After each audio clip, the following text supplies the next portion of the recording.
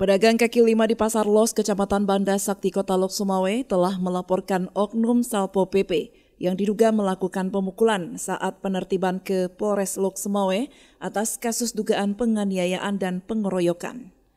Hal ini disampaikan oleh kuasa hukum korban Fahrul Razi dari Lembaga Bantuan Hukum atau LBH Cahaya Keadilan Rakyat Aceh atau Cakra dalam sebuah konferensi pers bersama BEM Unimal di salah satu kafe di Kota Lok Sumawe.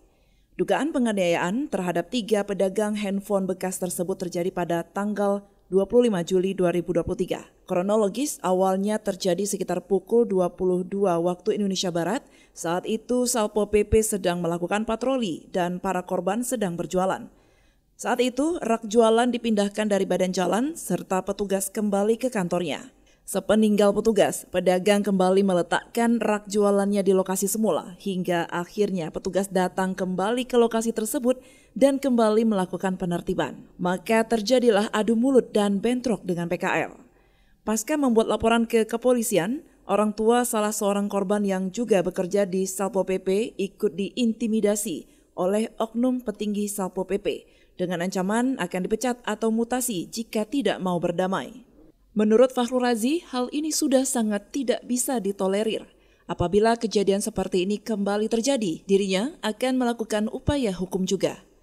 Di Polres Lok Sumawe yang dilaporkan oleh saksi korban ada Bang Vici, Bang Reja, dan Bang Mariasyah dengan nomor LP 328 tanda bukti lapor. Kondisi korban kita lihat ada yang paling parah ini Bang Niki ini ada beberapa lebam akibat goresan yang diduga cakaran maupun pukulan di sekujur tubuhnya. Bahkan salah satu mata kakinya juga terluka.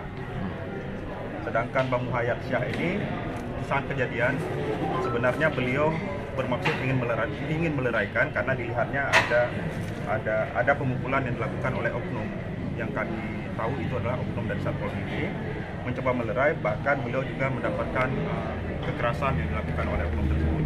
Kronologis awalnya itu sekitar jam 10 kalau tidak salah lebih kurang itu datang patroli dari Satpol PP bersama dengan tim. Saat ini para korban sedang berjualan HP bekas, dimintakan karena mungkin deraknya yang berada di pinggir jalan dimintakan untuk dipindahkan. Saat itu memang sudah dipindahkan, cuma pasca dari anggota dari Satpol PP ini kembali ke kantornya, para pedagang ini yang sudah kebiasaan selama ini kan mencari nafkah dari situ, mencari sesuap nasi dari situ, kembali meletakkannya. Tiba-tiba datang lagi Satpol PP, di situ terjadi cekcok mulut awalnya. Yang kita tidak bisa tolerir adalah penggunaan kekerasan yang dilakukan oleh para oknum Satpol PP tersebut.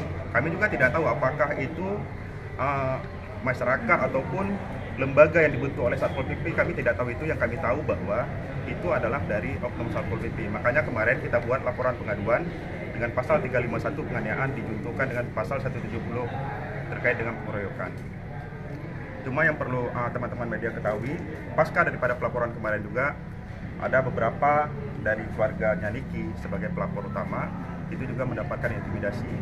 Hal tersebut sangat kami tidak tolerir dan bahkan kami juga akan, jika hal seperti itu terjadi lagi, kami akan melakukan upaya hukum lagi. Intimidasi adanya ancaman terhadap keluarga. Yang perlu diketahui bahwa orang tua daripada Niki ini juga merupakan pegawai di Satpol PP. Jadi ada telepon yang ditelepon dari salah satu petinggi di Satpol PP. Jika memang tidak mau berdamai, maka orang tuanya akan dipindahkan. Seperti itu nih ya. Ya, dipecat diancam. Dari Lok Sumawe, Denny Muhtadi melaporkan untuk Puja TV Aceh.